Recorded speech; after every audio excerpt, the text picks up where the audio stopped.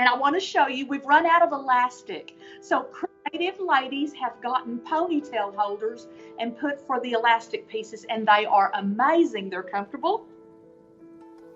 And if I phone right fast. So we're very colorful and comfortable and happy.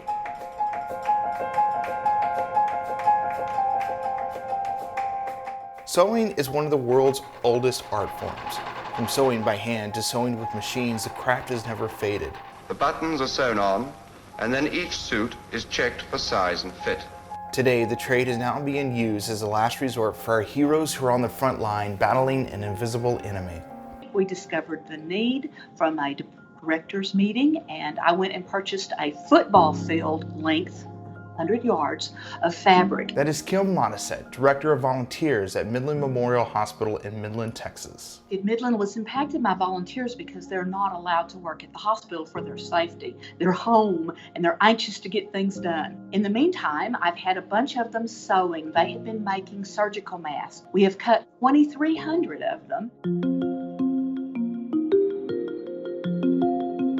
I've taken my husband's shop. He kind of helped me, and it's right in front of the TV, and so the boys can play outside while I do this. Lindsay Pitcock, a stay-at-home mom, has been responsible for 50 of the homemade masks so far.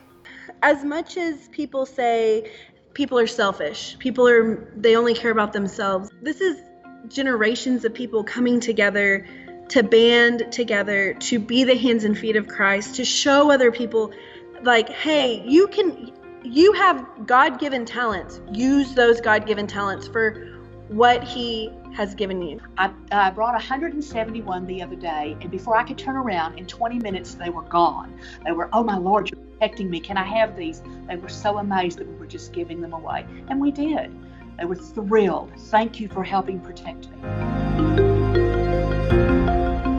Masks are not the only things being made at home today. Jeremy Reitman is producing dozens of face shields a day in his Southern California home using 3D printers. So I've been 3D printing now for just about 3 years.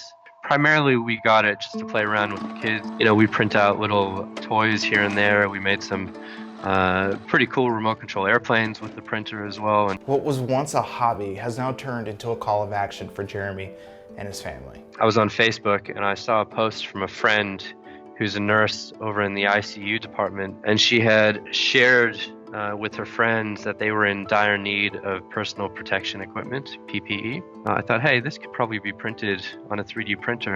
Maybe with one printer I could probably get 20 of these out a day, perhaps, maybe 30.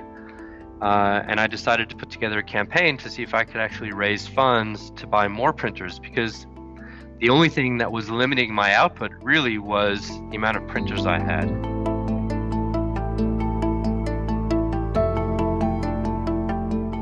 Last night we made our first delivery. We delivered 80 shields in total, and by 7 a.m. I had a photo from another nurse in ICU at Cedars-Sinai of her wearing the mask on the floor.